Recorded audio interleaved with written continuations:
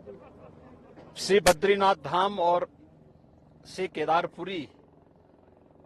के इन पवित्र तीर्थों का दर्शन करने का सौभाग्य मुझे प्राप्त हुआ। बद्रीनाथ धाम अपने नवनिर्माण की प्रक्रिया के साथ तेजी के साथ आगे बढ़ रहा है और केदारपुरी हमारे 12 ज्योतिर्लिंगों में से एक पवित्र ज्योतिर्लिंग। पूरा देश और पूरी दुनिया में जहां कहीं भी सनातन धर्मावलंबी रहते हैं, वे सभी बड़ी आस्था के साथ, बड़ी श्रद्धा के साथ इन पवित्र तीर्थों का दर्शन करने के लिए उतावला रहता है। सन 2013 में एक त्रासदी के कारण केदारपुरी एक आपदा की चपेट में लगभग आ चुका था, लेकिन स्थानीय लोगों के आत्मविश्वास, देश के यशस्वी प्रधानमंत्री आदरणीय मोदी जी के दृढ़ संकल्प और उनकी प्रेरणा और मार्गदर्शन में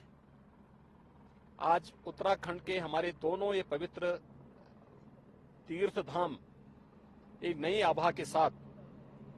नए भारत की एक नई तस्वीर को प्रस्तुत कर रहे हैं। विरासत के प्रति सम्मान का भाव यही है। किस पवित्र भावना के साथ लाखों की संख्या में श्रद्धालु इन पवित्र तीर्थों में आ रहा है, वह हम सब के लिए एक नई प्रेरणा भी है और एक नए भविष्य की ओर हम सबका ध्यान आकर्षित भी करती है। स्वाभाविक रूप से समयबद्ध ढंग से मानक की गुणवत्ता को बनाए रखते हुए जिस तत्परता के साथ यहाँ पे कार्य चल रहा है, प्रधानमंत्री मोदी जी के प्रति उत्तराखंड के माननीय मुख्यमंत्री जी और उनकी पूरी टीम के प्रति मैं हृदय से आभार व्यक्त करता हूं, उन्हें धन्यवाद देता हूं। ये श्रद्धा का उमड़ता हुआ जन सैलाब ये नए भारत की नई तस्वीर को प्रस्तुत कर रहा है और सचमुच इसमें दृष्टि भी है,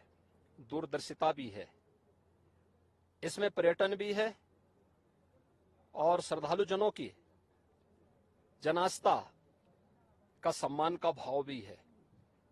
इन सब को समेटे हुए केदारपुरी का यह नवनिर्माण बहुत अच्छे ढंग से आगे बढ़ रहा है, यह अभिनंदनीय है। भगवान केदारनाथ का, भगवान बद्री विशाल का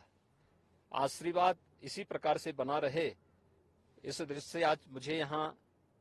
आने का सौभाग्य प्राप्त हुआ है और मुझे बहुत आनंद की अनुभूति हुई कि यहाँ पर दोनों पवित्र तीर्थों का दर्शन मुझे यहाँ पर करने और यहाँ के स्थानीय नागरिकों,